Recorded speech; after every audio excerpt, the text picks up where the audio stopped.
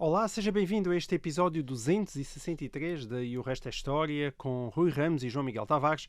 Se o caro ouvinte fosse a um daqueles programas televisivos com perguntas de cultura geral e o Vasco Palmeirinho lhe perguntasse o que é que aconteceu em Portugal no dia 27 de julho de 1974, é muito possível que ficasse engasgado e mudo por não fazer a menor ideia.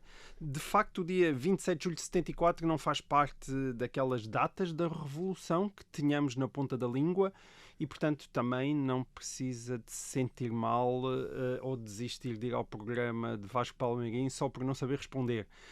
Agora, atrevo-me a dizer que essa é uma data absolutamente fundamental no nosso caminho para a democracia e para a descolonização.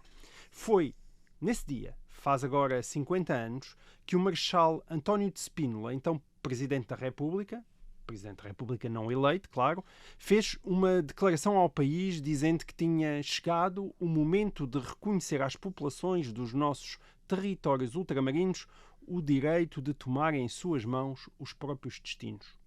Na véspera, havia sido promulgada uma nova lei que dava início ao processo de descolonização com o reconhecimento do direito dos povos dos territórios ultramarinos portugueses à autodeterminação, incluindo o reconhecimento do seu direito à independência. Spínola também prometeu àqueles que sonhavam com uma África lusa que nada tinham a recear, pois as autoridades dos novos países iriam honrar o seu estatuto de nações plurirraciais de expressão portuguesa.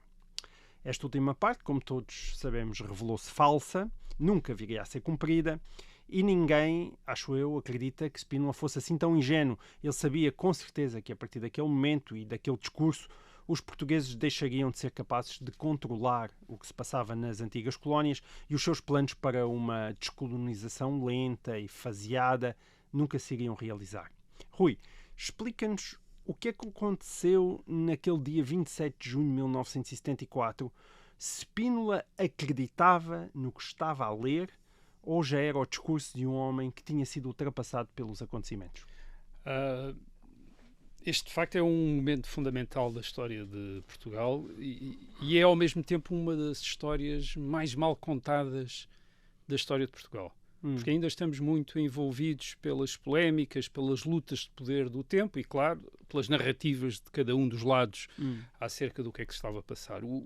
Os adversários, os inimigos do general Spínola, que então eram a chamada Comissão Coordenadora do Movimento das Forças Armadas, a Comissão Coordenadora do Programa do Movimento das Forças Armadas, mais exatamente, que era uma espécie de direção política do Movimento das Forças Armadas, aqueles que viriam a ser a chamada esquerda militar durante a Revolução em 1974-1975, a Comissão Coordenadora do MFA, portanto, veio dizer nos seus depoimentos, nas suas memórias, que o general Spínola tinha lido o discurso muito contrariado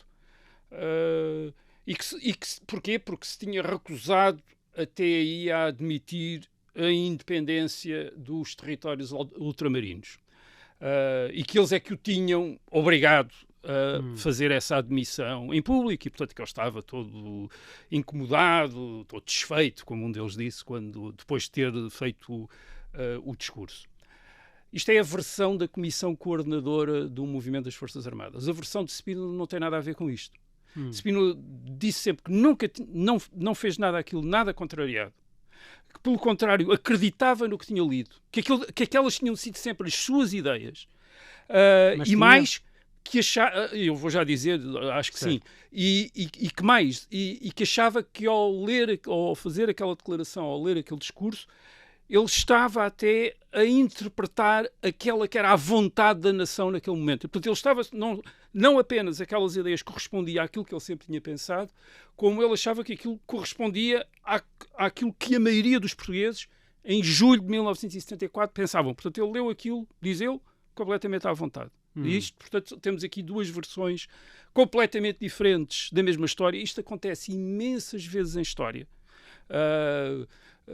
Às vezes são duas pessoas que estiveram na mesma reunião e que nos dão relatos que não têm absolutamente nada a ver um com o outro, quer dizer, às vezes não têm nada em comum, quer dizer, e portanto isto acontece. Projetar isso E isto alguma vez, de alguma maneira, justifica o trabalho dos historiadores. É para isso que os historiadores estão cá, quer dizer, para examinarem estas coisas e tentarem perceber o que é que há. Bem, não são árbitros, mas são investigadores, quer dizer, que vêm às vezes, nunca consegue atingir-se aquela certeza absoluta sobre o que se passou, mas perceber o que é que era mais provável, onde é que estava mais. O que é que estava mais perto da razão. E dessas duas partes, eu creio tu ficas ao lado de quem? Eu diria que estou mais perto da interpretação do general Spínola do que da comissão coordenadora, embora não esteja a dizer que não haja uma divergência e que a comissão coordenadora não estivesse, em julho de 1974, de alguma maneira, a obrigar o general Spínola. Aliás, a lei constitui esta lei, portanto, o que o general Spínola está a fazer a 27 de julho é anunciar ao país que promulgou uma lei constitucional, que é a Lei Constitucional número 7/74 de 27 de julho, decretada pelo Conselho de Estado, e essa lei é uma lei muito pequenina, tem um texto muito pequeno. Essa lei começa precisamente por dizer que é uma lei que é feita a pedido dos representantes do movimento das Forças Armadas no Conselho de Estado, isto é, e esses representantes eram a Comissão Coordenadora do MFA. Portanto, diz que foi a Comissão Coordenadora do MFA que deu início a este... Portanto, que o general não teria feito aquele discurso, nem teria havido aquela lei, se não fosse a Comissão Coordenadora do MFA a pedir. Portanto, por esse lado, a Comissão Coordenadora do MFA parece estar com razão. Sim. Mas não é verdade, parece-me a mim, que aquilo fosse contra as ideias do general Spínola. Mas agora eu falei aqui da lei constitucional, como eles são, como é dito em português, não é? Número 7/74 de 27 de julho. Isto quer dizer que é a lei constitucional número 7 de 27 de julho de 74, mas o Estado português não fala português desta maneira, quer dizer, diz que é, portanto, é número 7/74 de 27 de julho. Ora bem, isto tinha sido decretado pelo Conselho de Estado, esta lei. Portanto, é promulgada pelo Presidente da República, mas é decretada pelo Conselho de Estado. O Conselho de Estado é, segundo uma outra lei constitucional, que é a Lei Constitucional número 3/74, de 14 de maio, sim. Portanto, essa é outra lei, essa lei é decretada pela Junta de Salvação Nacional. Aliás, já agora, só por uma nota, quando disseste o general Spínola não tinha sido eleito pelos portugueses em sufrágio universal. Foi eleito pela Junta de Salvação Nacional. Claro. A Junta de Salvação Nacional, portanto, é o órgão ao qual o movimento das Forças Armadas, no dia 25 de Abril, entregou o poder em Portugal. Ora bem, mas agora estamos a falar do Conselho de Estado. O Conselho de Estado é o quê? Não é o Conselho de Estado 2, quer dizer, não é um órgão consultivo do Presidente da República, é um órgão de soberania, segundo esta Lei Constitucional número 3/74. Portanto, os órgãos de soberania são o Presidente da República, a Junta de Salvação Nacional, o Governo Provisório e o Conselho de Estado. E o que é o Conselho de Estado? O Conselho de Estado é uma espécie de parlamento, é um mini-parlamento, é um parlamento revolucionário, se quiserem. E quem é que tem assento no Conselho de Estado? Tem assento os membros da Junta de Salvação Nacional, que são 7, portanto, e depois há outros 2 grupos de 7 elementos. Os outros 7 elementos é 7 personalidades escolhidas pelo Presidente da República, portanto, pelo general Spínola, entre as quais está o professor Freitas do Amaral, e 7 representantes da Comissão Coordenadora do Programa do Movimento das Forças Armadas. Portanto, são estes 21. que fazem o Conselho de Estado, e é o Conselho de Estado, portanto, que decreta esta lei constitucional que o Presidente da República decretou. E que era pequenina, como tu dizes, mas que é muito pequena. Mas que tinha todas as palavras proibidas pelo Estado Novo em relação àquele tema. Proibidas pelo Estado Novo, não proibidas pela nova situação. Certo. E, portanto, é perceber mas um bocadinho isto. Quer dizer, direito à independência. Sim, mas isto já tinha sido dito muitas vezes. Isto é curioso, quer dizer, porque a história às vezes é feita como se nunca ninguém ainda... Porque nós estamos a 3 meses... Passaram 3 meses desde o 25 de Abril. E parece que nunca ninguém tinha pronunciado em público aquelas palavras. E não é verdade. Isto é, autodeterminação. O general Spínola pronuncia na primeira conferência de imprensa que dá 27 de abril de 1974. Autodeterminação. No discurso que fez a 11 de junho de 1974 diz que entre as opções da autodeterminação está o direito à independência. Quer dizer, portanto, isso já tinha sido reconhecido. Aliás, o New York Times, quando o general Spínola faz o discurso de 11 de junho, portanto, mais de mês e meio antes deste discurso de 27 de julho, o New York Times faz um artigo grande a dizer que Portugal reconhece o direito à independência das suas colónias. Portanto, está lá. Que só em Portugal é que isso não passou. E agora vamos tentar perceber porque é que em Portugal é esta ideia que o general Spínola e o Estado, portanto, nunca tinha feito... O general Spínola, aliás. O Estado, de facto, pode-se dizer que é no dia 27 de julho, mas o general Spínola nunca teve. Ora, de onde é que vem esta ideia? Portanto, onde é que vem? De que Spínola estava contrariado. Tinha sido forçado pela Comissão Coordenadora do Movimento das Forças Armadas a fazer esse discurso. É verdade. Tinha sido forçado pelo movimento coordenador a fazer o discurso, mas as ideias do discurso não lhe tinham sido impostas pela Comissão Coordenadora do Movimento das Forças Armadas. Agora, para perceber isso, temos de lembrar como é que foi feito o 25 de abril de 1974 e, felizmente, já contámos essa história aqui e, portanto, não precisamos de demorar-nos muito tempo. Mas podemos dizer alguma coisa. Ele é feito por um movimento de capitães, esse movimento de capitães faz conspirações entre o outono de 1973 e a primavera de 1974. Dessas conspirações vem a resultar o golpe de Estado de 25 de Abril, mas esses capitães, como nós já conversámos sobre o assunto aqui, a propósito do 16 de Março, a propósito do 25 de Abril, esses capitães nunca teriam conseguido fazer o seu movimento, isto é, fazer as suas reuniões, fazer as suas conspirações, sem a proteção dos seus dois superiores, máximos superiores hierárquicos, que são o chefe e o vice-chefe do Estado-Maior-General das Forças Armadas. Portanto, isto é uma conspiração que teve a proteção, a compreensão dos dois principais superiores hierárquicos das Forças Armadas durante o Estado Novo. E que eram quem? O general Costa Gomes e o general Spínola. Portanto, há uma íntima ligação entre o movimento e estes Além generais. de que um deles tinha lançado um livro absolutamente fundamental, do qual também já falámos aqui, não é? Portanto, os capitães dependiam dos generais, e claro, os generais, o general Spínola e o general Costa Gomes, que estavam interessados em que houvesse uma ruptura política, mas não queriam aparecer como chefes de uma conspiração, nem como chefes de um golpe de Estado. Também explicámos aqui o modelo do general Spínola era mais do general de Gaulle, isto é, em 1958, deixar correr um golpe de Estado militar e depois aparecer chamado por ambas as partes como mediador para resolver a situação. E foi isso, aliás, que o general Spínola conseguiu no dia 25 de Abril, isto é, o Marcelo Caetano, o chefe do governo, chamou e o movimento das Forças Armadas também o chamou e, portanto, ele apareceu ali, fazer de conta que estava ali, digamos, independente em relação às duas partes para mediar. Foi assim que ele quis fazer.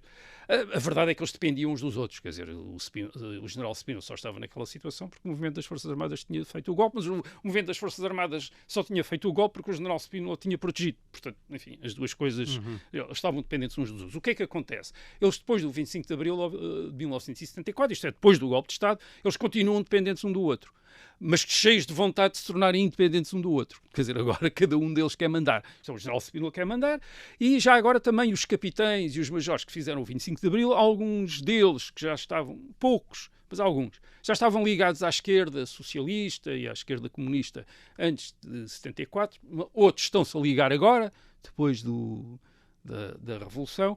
Eles também querem, obviamente, exercer o poder, até porque não confiam num general que tem uma reputação de conservador e, portanto, querem também ter uma palavra a dizer.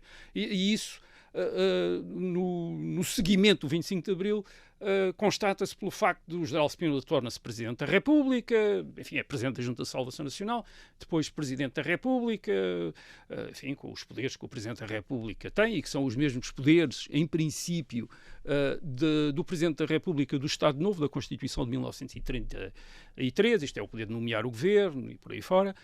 Portanto, o Presidente da República tem estes poderes, mas a Comissão Coordenadora do Programa do Movimento das Forças Armadas adquire também os mesmos poderes, isto é, começa a nomear delegados para os quartéis, portanto, todos os quartéis passam a ter delegados e comissões do MFA, e também para os ministérios. Não há ministro que não tenha um delegado do MFA a ver o que é que ele está a fazer e o que é que ele está a dizer. E mais, eles acabam por ter uma espécie de emergir como uma espécie de autoridade de último recurso, porque é a autoridade que lhes vem da legitimidade de ter feito a Revolução.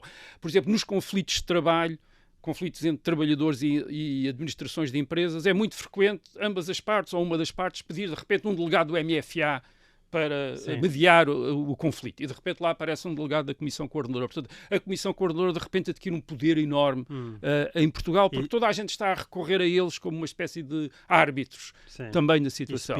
E Spínola não acha graça a isso, não é? Spínola não acha graça, tem de se conformar.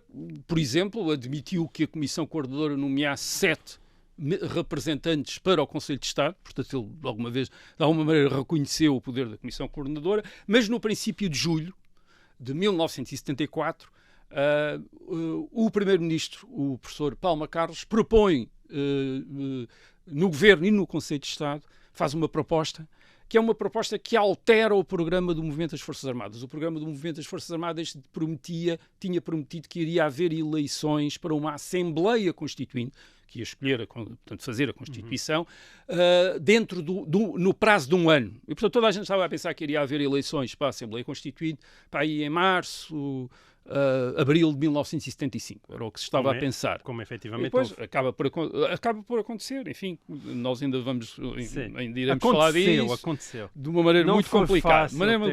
Mas o professor Palma Carlos tem uma proposta completamente diferente, que é a de fazer um outro calendário eleitoral, adiar a eleição da Assembleia Constituinte e fazer já a eleição do Presidente da República. Portanto, fazer já eleições para o Presidente da República. Eleição universal. Com sufrágio universal e eleger o Presidente da República. Isto é, pôr os portugueses a eleger o Presidente da República. E é óbvio, e toda a gente percebeu que isto não era uma ideia só do professor Palma Carlos, mas do General Spínola, ou uma ideia que agradava ao General Spínola muito, e que era uma maneira do General Spínola arranjar um mandato eleitoral. Sim, ele tinha sido eleito pela Junta de Salvação Nacional, isso era uma coisa. Portanto, tinha sido cooptado pelos seus pares na Junta de Salvação Nacional.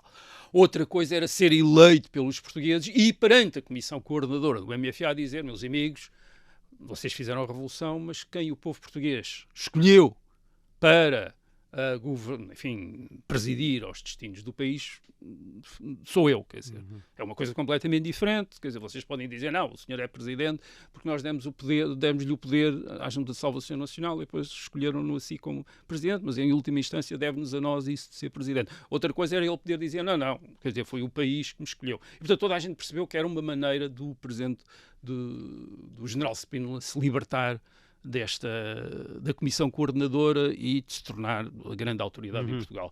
E a verdade é que o General Spínola não conseguiu que isto passasse, nem no Governo Provisório. No Governo Provisório estavam também os partidos políticos. Estava o Partido Socialista, estava o Partido Comunista, estava o Partido Popular Democrático, o ex-PSD, estava o MDP, o Movimento Democrático Português, estava o PPM também, como secretário de Estado. Enfim, havia lá uma série... Ninguém ficou ao lado de Palma Carlos. Tirando o Sá Carneiro. Tirando Sá Carneiro é o único que está, e muito a título pessoal, porque o PPD não está convencido por isto. Basicamente, os partidos têm medo de ser marginalizados num regime presidencialista e, portanto, não se entusiasmaram com isso. E, claro, a Comissão Coordenadora, depois, no Conselho de Estado, ainda se entusiasmou menos. Mas é curioso que mesmo os representantes escolhidos pelo Presidente da República no Conselho de Estado votam contra ele. Portanto, ninguém gostou desta ideia. As pessoas também tiveram aqui um receio que depois vem explicar porque é que se fez as eleições em 1975, que é violar o programa do Movimento das Forças Armadas. Quer dizer, de repente estamos a dizer, prometemos uma coisa e agora vamos fazer outra. E, portanto, isso aí também, provavelmente, dissuadiu o General Spínola. Portanto, ele não consegue isto, e esta é que é a sua grande derrota. Em julho, reparem, 2 semanas antes deste discurso de 27 de julho de 1974, essa é que é a grande derrota do General Spínola. O que é que ele faz perante essa derrota? Ele faz uma espécie de fuga para a frente. Isto é, já que não os venci, então vou-me encostar ainda mais a eles e nomeia vários membros da Comissão Coordenadora do MFA para um novo governo provisório, porque o primeiro-ministro Palma Carlos demite-se. Aliás, toda a gente pede para ele não se demitir, mas ele demite-se. E então o General Spínola nomeia membros da Comissão Coordenadora do Programa Movimento das Forças Armadas para o governo provisório. O primeiro-ministro, o coronel Vasconcelos, o major Melo Antunes, que se torna ministro sem pasta, e o major Vítor Alves, que também entra. Bom. O que é que eu estou a dizer? Não é propriamente o texto do discurso, é o contexto do discurso. Quer dizer, isto é em meados de julho de 1974, o general Spínola tinha perdido uma batalha, quer dizer, tinha perdido uma batalha. E parte do poder, percebido... certo? Ou não? Achas Sim, que e ainda também não? parte, sim, uma parte, também uma parte. Há uma parte, quer dizer, aliás, isso é curioso, porque é que o movimento das Forças Armadas quis que o general Spínola fizesse o discurso? Não era só para obrigar o general Spínola a vergar-se, digamos, às suas exigências. É porque eles queriam que fosse o general Spínola a fazer aquele discurso.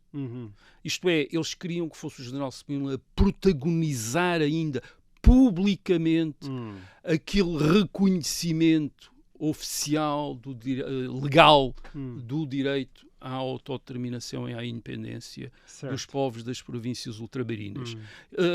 Eles provavelmente, aliás, como diria depois o então já depois ex-primeiro-ministro, o professor Palma Carlos, o professor Palma Carlos dá uma entrevista que diz: o problema é este, só o general Spínola é que em Portugal tem prestígio para protagonizar a descolonização. Isto é, só ele é que pode dizer estas coisas.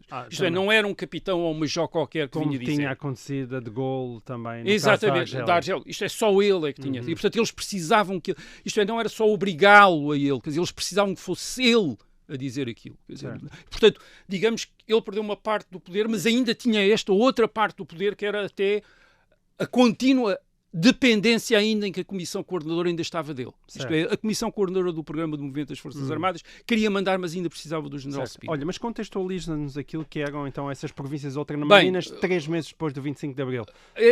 Isto tem a ver as com... Forças Armadas ainda não tinham abandonado as armas. Em junho e julho de 1974 nós ainda temos guerra. Portanto, a guerra não tinha acabado no dia 25 de abril de 1974, a guerra continuava, tinha-se até intensificado, já falámos também aqui disso. Havia uma guerra em 3 frentes em África, na Guiné, Angola e Moçambique.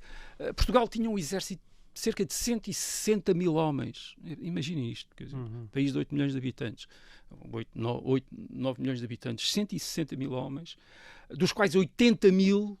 Portanto, em África, 160 mil homens em África, dos quais 80 mil eram jovens recrutas da chamada metrópole, isto é, do Portugal europeu, estavam em África, a enfrentar aquilo que se calculava que fosse entre 20 a 30 mil guerrilheiros, enfim, nos 3 territórios. E, claro, uma das grandes expectativas criadas imediatamente pelo 25 de Abril, pelo golpe de Estado, pelo derrubo da ditadura do Estado Novo, uma ditadura que tinha sempre dito que não havia razão para a independência, que estes territórios africanos e outros territórios eram parte de Portugal, eram território português, que os seus habitantes eram portugueses, portanto não fazia tanto sentido dar independência à Angola como dar independência ao Minho ou ao Alentejo, quer dizer, portanto esse era o discurso oficial até 25 de abril de 1974, era mais ou menos isto, e claro, uma das grandes expectativas é que isso fosse mudar e que a guerra acabasse, quer dizer, portanto, a guerra acabasse. E, aliás, imediatamente, as novas autoridades em Portugal, depois do 25 de abril, imediatamente anunciaram que iam tentar contactar os chamados movimentos de libertação, que eram os partidos armados que combatiam a administração portuguesa em África, na Guiné, em Angola e Moçambique, e contactá-los para precisamente chegar a uma cessação das hostilidades, pelo menos a um cessar-fogo, quer dizer, para acabarem as hostilidades, dizendo que já não fazia sentido. E isto era urgente para Portugal, era muito urgente para as novas autoridades, para o governo provisório, para as novas autoridades. E porquê? Primeiro porque acabar com a guerra era popular. Quer dizer, era uma coisa popular. Quer dizer, uma coisa que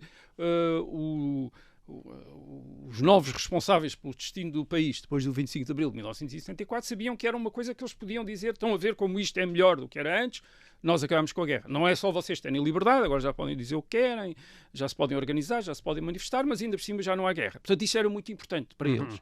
E, portanto, em segundo lugar, também era muito importante porque verdadeiramente toda a gente percebia que se a guerra fosse para continuar, era muito difícil conciliar a guerra com liberdade. Os partidos de esquerda tinham-se oposto à guerra antes de 1974. E agora estavam no governo.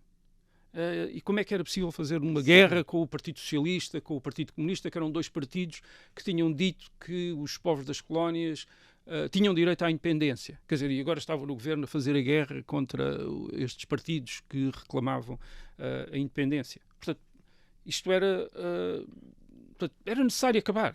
Havia a urgência de um cessar-fogo, digamos que era algo em que toda a gente estava de acordo. Em o General Spínola, a Comissão Coordenadora, aos partidos, é preciso acabar as hostilidades. Não há possibilidade de agora continuar a guerra. Mas havia uma outra coisa que eles tinham de ter presente, que era que em África não estavam apenas os 80 mil recrutas do tal exército de 160 mil homens que estavam a defender aqueles territórios contra os movimentos de libertação, os chamados movimentos de libertação. Em África estavam também, e nós não temos números exatos, mas na ordem dos 500 mil a 600 mil portugueses que viviam em Angola e em Moçambique. Aliás, viviam em Angola e Moçambique. Descendência europeia? Ou europeus? Europeus ou descendência europeia. Portanto, sim, muitos já tinham nascido lá. Sim, a expressão mais exata, de facto, é europeus. Quer dizer, porque os outros também eram portugueses nesta altura. Portanto, também tinham bilhete de identidade. As populações, portanto, tecnicamente, uns já não eram europeus, porque já eram africanos. Tinham nascido em África. Sim, mas era descendência europeia, digamos assim. Europeus ou descendentes. Portanto, havia cerca de meio milhão, ou mais de meio milhão, a viver em Angola e em Moçambique, e não só a viver em Angola e Moçambique, a viver, porque estavam concentrados, não estavam espalhados naqueles enormes territórios, a viver sobretudo nas grandes cidades. Luanda, Lourenço Marques. Luanda e Lourenço Marques, que eram depois de Lisboa as duas maiores cidades portuguesas. Isto é, primeiro Lisboa, depois Luanda e depois Lourenço Marques. O Porto vinha já depois. Portanto, estas eram as duas maiores cidades portuguesas, onde estavam portanto, eram grandes cidades portuguesas. Quer dizer. Isto é importante porque, obviamente, queria dizer que eram comunidades em que as pessoas estavam todas muito próximas umas das outras e, portanto, podiam organizar-se, podiam manifestar-se, etc. Ora bem, a sensação que havia era que estes portugueses, estes europeus em África não podiam ser pura e simplesmente abandonados ou ignorados. Temia-se que, nesse caso, eles reagissem como tinham reagido os europeus na Rodésia em 1965, isto é, proclamando independências unilateralmente, como tinha acontecido na Rodésia contra a Inglaterra. A Inglaterra tinha dito que ia descolonizar os europeus que viviam na Rodésia. Disseram, então vamos nós fazer uma independência e ficamos nós a governar este país, e ficaram até 1980. E nesta altura, aliás, se em Angola e Moçambique alguém tomasse essa iniciativa, era muito provável que tivesse o apoio dos governos da Rodésia, porque era a mesma coisa, e da África do Sul, onde também havia aquele regime de um governo que chamava-se branco, não é? Um governo branco e um regime de apartheid, nesta altura. E, portanto, era provável que pudessem ter esse apoio. Aliás, a Rodésia e a África do Sul já estavam envolvidos muito nas guerras em Angola e Moçambique, já davam um grande apoio às Forças Armadas Portuguesas e, portanto, até era provável... Era-lhes fácil. Era provável que fossem tentados a isso, ou pelo menos havia essa ideia. E, portanto, como é que se resolvia estas duas coisas? Quer dizer, por um lado, acabar com a guerra, por outro lado, não dizer que acabar com a guerra era igual a agora vamos embora, vamos todos embora, vamos tirar o exército e agora acontece aí o que acontece. Porque isso iria assustar obviamente, os europeus que lá viviam. Bem, e também jamais em tempo algum anunciaste aquilo que viria a acontecer. Não, nunca se anunciou. Aquilo que aconteceu não foi anunciado. Não foi anunciado, não foi anunciado. Podia ser esperado, mas não foi nunca verbalizado pelas autoridades. Não foi anunciado, porque se tivesse sido anunciado tinha sido um grande problema, como já agora expliquei. Agora, portanto, em 1964 eles precisavam e sobretudo logo no dia 25 de abril de 1964, eles precisavam de ter as duas coisas, que é a ideia de que a guerra vai acabar, mas nós não vamos abandonar. Estas duas. E como é que se fez isso? Bem, o programa do Movimento das Forças Armadas e o General Spínola propuseram como solução para o ultramar a construção de instituições democráticas, tal como na metrópole.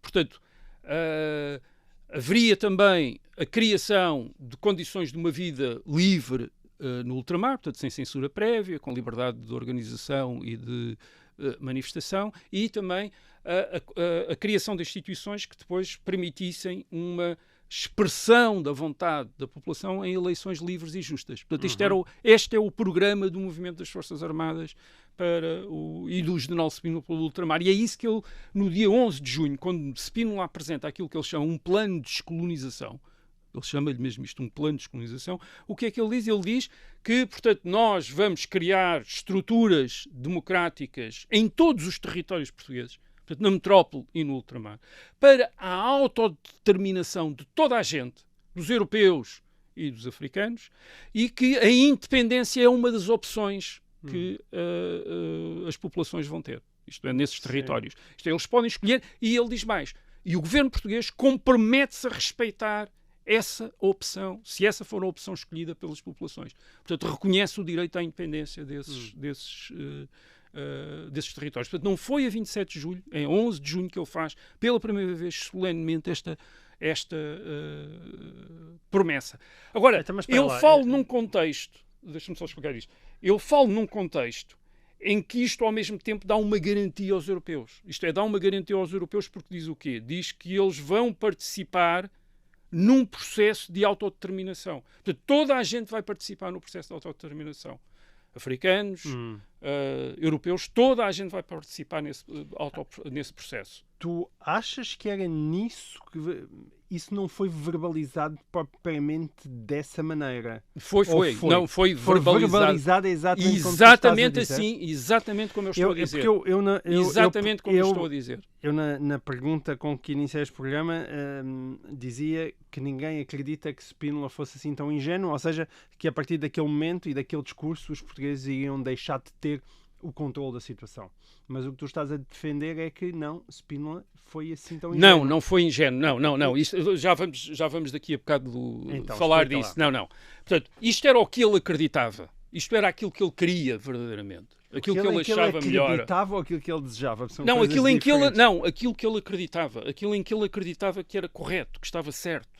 Isto era era assim que as Nações Unidas definiam a autodeterminação. Portanto, isto era o que ele acreditava. Não, isso eu não duvido. Certo. A pergunta é se é aquilo em que ele acreditava que ia acontecer. Não, isso é outra coisa. E era aquilo que ele acreditava que era importante de ser dito. Porque isto tranquilizava, segundo ele esperava, tranquilizava os europeus, mas também dava garantias àqueles que lutavam pela independência, como eram os tais movimentos de libertação, de que eles podiam propor essa opção e que, se essa opção vencesse referendos, por exemplo, essa opção seria respeitada. Aliás, por isso é que o apelo que o general Spínola faz, logo no dia 14 de maio, aliás, quando toma posse como Presidente da República, ele apela aos movimentos de libertação, ele chama-lhe os partidos emancipalistas, salvo erro, africanos, pede para eles desarmarem, portanto, para pararem a guerra e para passarem a atuar como partidos legais.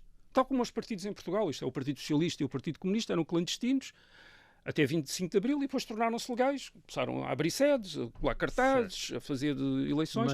E, portanto, a proposta que ele faz é: vocês até agora tinham razão em fazer a guerra porque o governo português era uma ditadura e recusava-vos a possibilidade da independência. Mas agora tem um governo que admite, não é uma ditadura, admite toda a liberdade de atuação e admite a independência dos territórios e, portanto, vocês venham defender essa opção para as cidades, para Luanda, para Lourenço Marques, abram sedes, comecem a colar cartazes, a fazer comícios e a fazer propaganda. E os partidos desarmavam-se?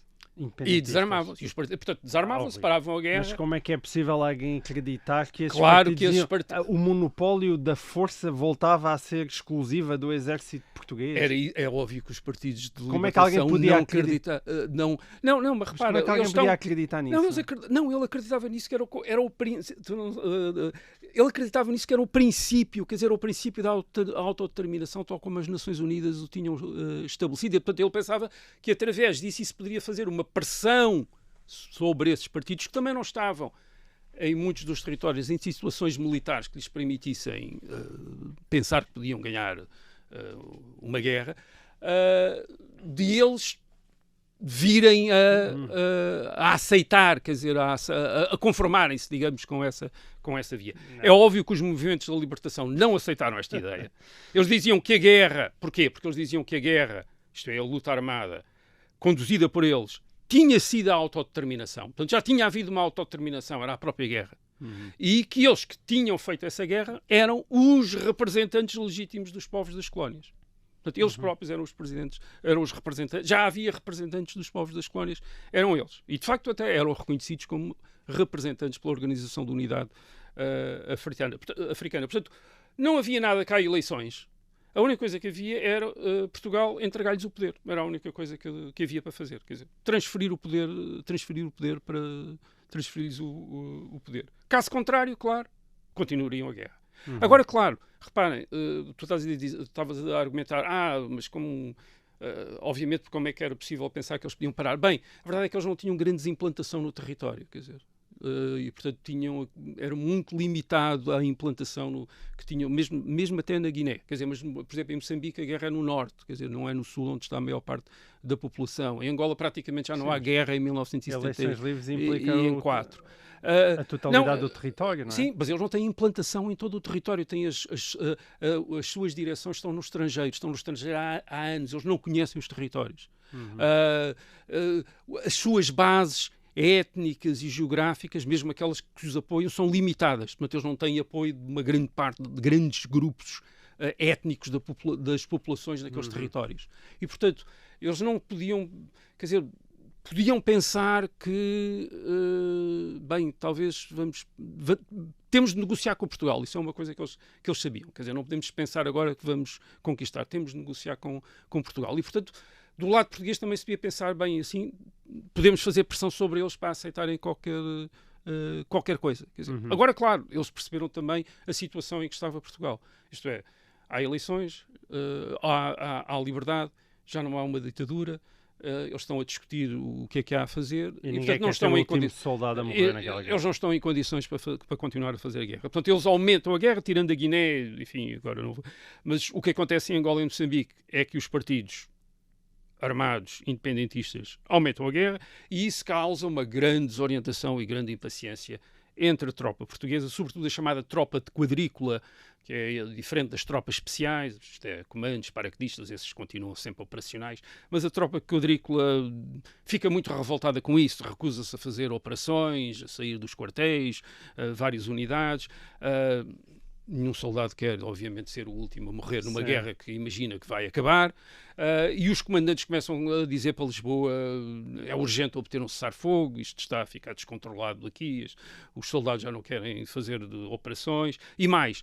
E nestes quartéis começam a aparecer comissões do MFA, do Movimento das Forças Armadas, a exigir isso, isto é, exigir cessar-fogo, exigir ao governo para fazer cessar-fogo. Portanto, o governo tinha começado em negociações sobretudo com o PAIGC e com o MPLA, o PAIGC que era o partido na Guiné a Frelimo, desculpem, e a Frelimo que era o partido em Moçambique, em maio, junho, e essas negociações tinham chegado a impasse, porque os partidos armados não aceitam outras condições que não seja uma transferência, aliás, até uma transferência imediata do poder. Ora bem, esse agora tem que ficar para o podcast, Rui, desculpa.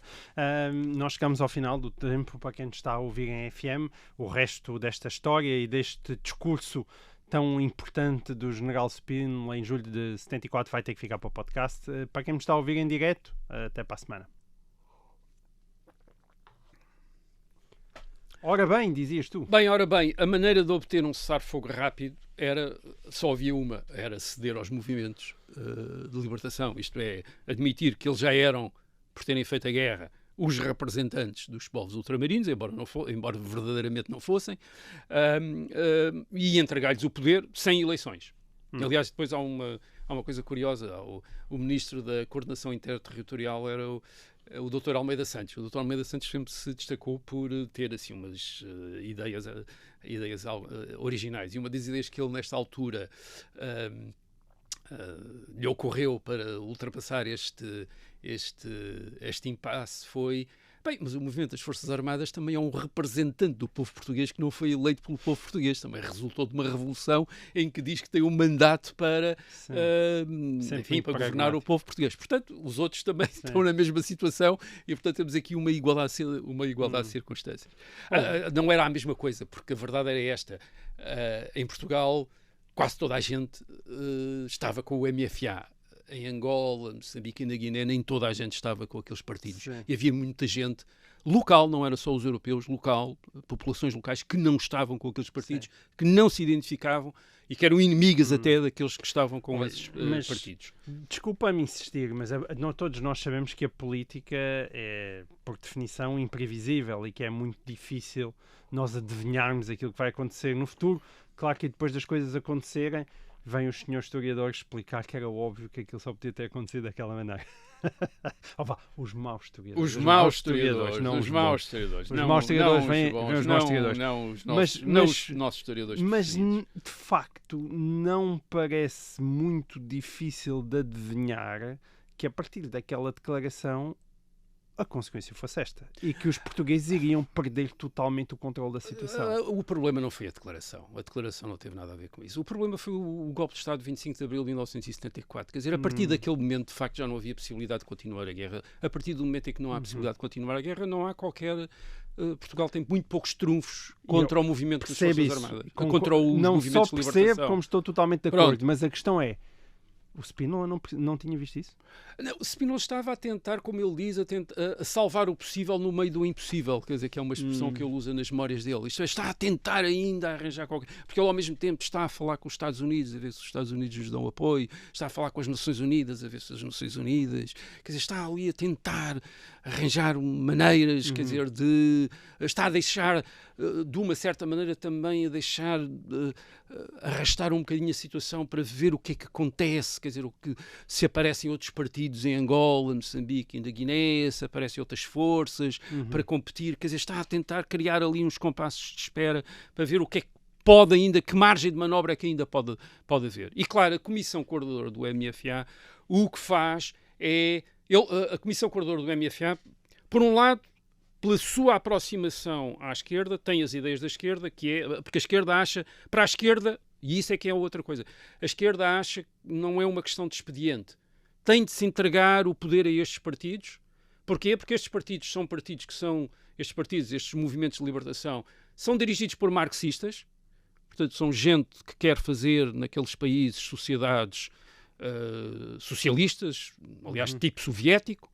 A esquerda adora isso, o Partido Comunista, obviamente, é isso que gosta, o Partido Socialista, naquela altura, também não achava mal, e, portanto, eles acham que é preciso entregar o poder não apenas para acabar apenas com a guerra, mas também porque assim é que é bom, quer dizer, é melhor para aqueles países terem aquele tipo de sociedades que estes partidos vão montar. E, portanto, os oficiais da Comissão Coordenadora que estão com estes, enfim, que estão a ficar alinhados com estes partidos da esquerda, aquilo que eles percebem é, bem, nós aqui temos esta possibilidade, temos a obrigação, porque é uma boa ideia, mas temos também a possibilidade de protagonizar uma causa boa, que é, somos nós que vamos acabar com a guerra, quer dizer, vamos acelerar isto para acabar com a guerra. E mais do que isso, vamos começar a apresentar o general Spínola como um obstáculo ao fim da guerra, quer dizer, é porque o general Spínola está convencido que tem de se fazer eleições e estas coisas todas, quer dizer, que ele nunca mais,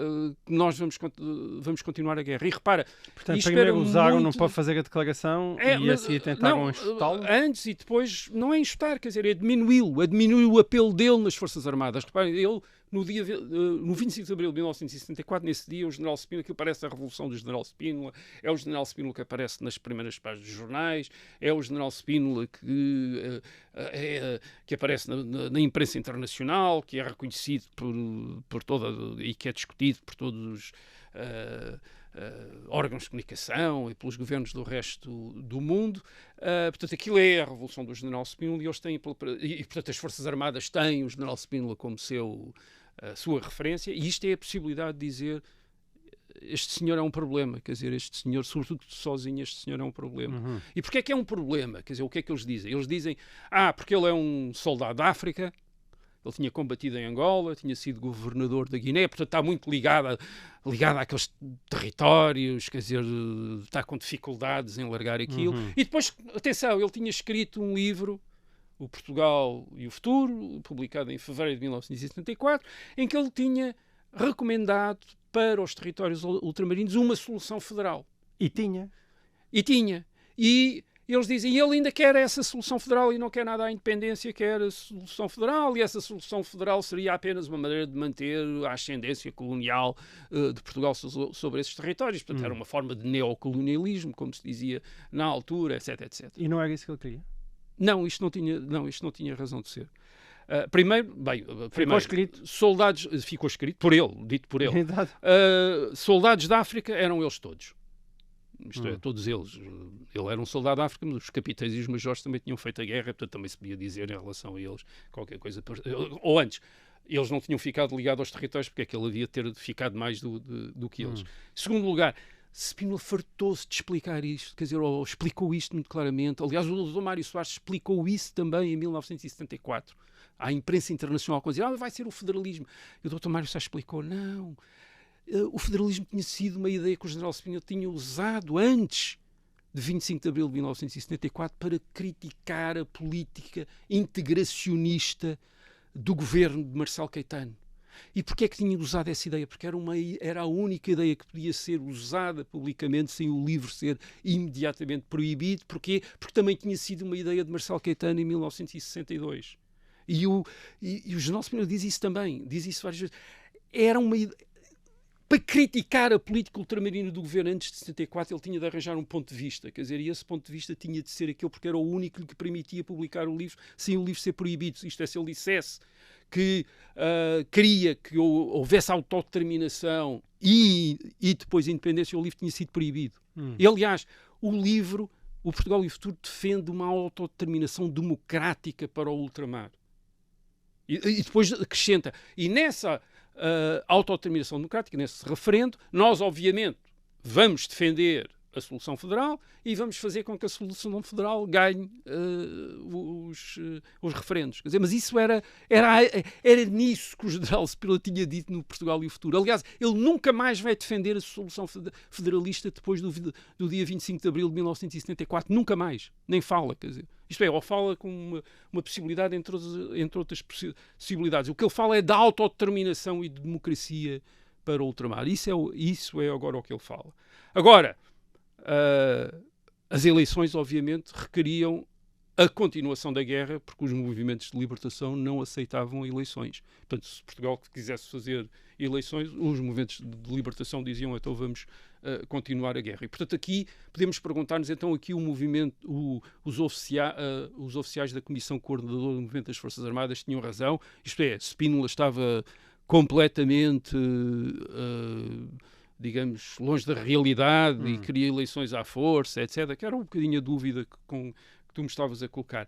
E aqui também não, quer dizer, isto é, o Spínola estava consciente disso. E a verdade é que, apesar de defender publicamente a autodeterminação democrática, a verdade é que ele, perante a pressão da tropa no terreno, ele vai aceitar nos bastidores que é urgente acabar a guerra, e que é urgente acabar a guerra até através de negociações com os partidos. O que ele tenta fazer nessas negociações é outra coisa, é aumentar os prazos de transição, portanto, em vez de ser meses, ser anos, 4, 5, 6 anos, tentar obter garantias de que haverá eleições, quer dizer, que apesar de tudo haverá eleições, mesmo que esses partidos se juntem aos governos, quer dizer, essa é verdadeiramente a ideia que está por detrás dele, quer dizer, e desse aspecto, a verdade é que ele não se afasta demasiado das posições da Comissão Coordenadora do Movimento das Forças Armadas para a descolonização. Tanto não se afasta que ele aceita o acordo que se faz depois para a Guiné no dia 26 de agosto de 1974, com o PAIGC, e o acordo que se faz com a Frelimo para Moçambique a 7 de setembro de 1974. São acordos assinados pelo general Spínola, isto é, que correspondem a documentos homologados pelo Presidente da República. Sim. E, portanto, às vezes perguntamos, então, verdadeiramente o que é que estava em causa? Isto é, se eles sob a descolonização havia esta conversa da autodeterminação, da democracia, etc. Mas repara, a Comissão Coordenadora também não diz vamos entregar imediatamente estes territórios aos partidos armados. O que a Comissão Coordenadora diz é, vamos negociar para acabar com a guerra. E, portanto, digamos que, aliás, em público não há duas opções, quer dizer, não há uma oposição entre o General Cepino e a Comissão Coordenadora. Quer dizer, eles dizem mais ou menos as mesmas coisas e depois, curiosamente, fazem exatamente as mesmas coisas. Portanto, o que é que verdadeiramente os fazia divergir? E isso tinha a ver com política interna. Enfim, tinha a ver com política interna, quero saber quem é que mandava, se o general, se os majores ou os capitães, mas tinha a ver também com o modelo de sociedade. Isso é muito claro. Quer dizer, o general Cepino era um conservador liberal nesta altura. Portanto, ele quer uma democracia representativa para Portugal e quer uma economia de mercado. Isso é as grandes ideias dele para Portugal. E a verdade é que os majores e capitães da Comissão Coordenadora do Movimento das Forças Armadas, primeiro, nem todos queriam uma democracia representativa, alguns deles queriam uma ditadura de esquerda, e, sobretudo, todos eles queriam uma economia estatizada, quer dizer, todos eles queriam aquilo que eles chamavam o socialismo. E isto eram grandes divergências, portanto, entre o general Spínola e o movimento das Forças Armadas. Era isso que estava em causa. E é por isso, repara, se a questão fosse a descolonização, depois do verão de 1974, isto é, depois da independência, do acordo sobre a Guiné e do acordo sobre Moçambique, então qual é que era o problema? O general Spínola tinha aceito. Mas eles continuaram. O conflito aumentou.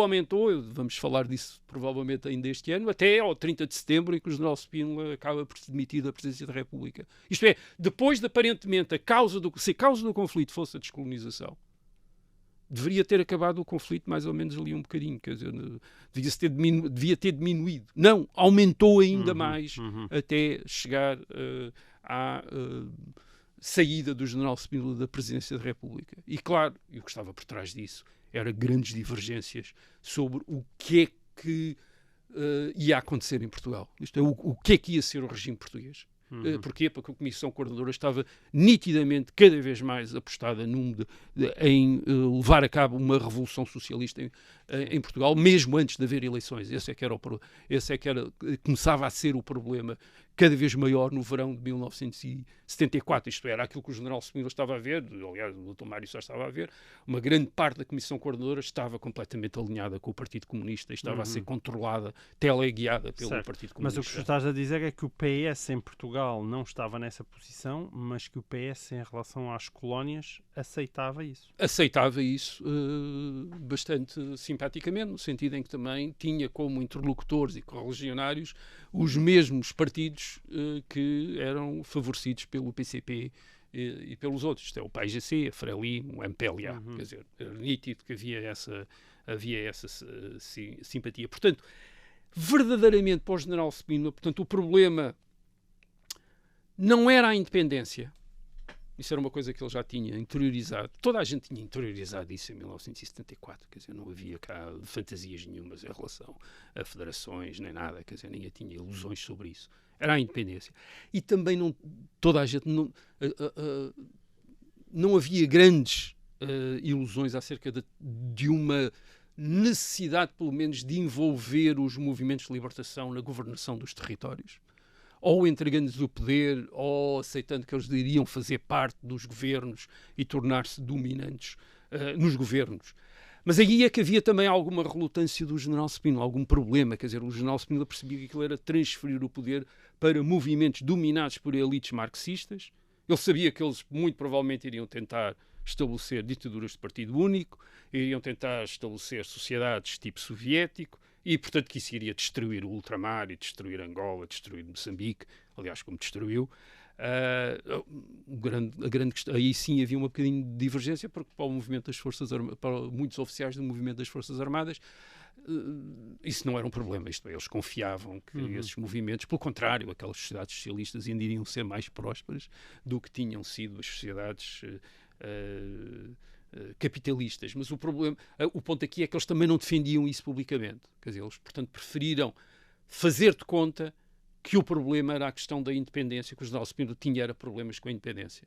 Não tinha. Quer dizer, o general Spínola tinha era problemas com o tipo de socialismo que que os oficiais da Comissão Coordenadora do Movimento das Forças Armadas e os partidos independentistas em África representavam. Mas agora aqui há uma nota que às vezes é usada para dizer, bem, não é bem assim.